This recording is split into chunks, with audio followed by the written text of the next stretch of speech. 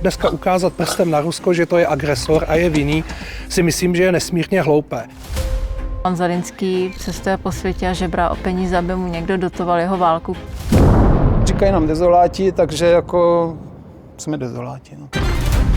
Pro nás je zajímavé, aby vy jste přinesl tam svědectví, do kterého my vám vůbec nešáhneme. Tam se má někdo z vás nějaké zkušenosti se zdravovědou. Jestli jo, zapomeňte na to. Au!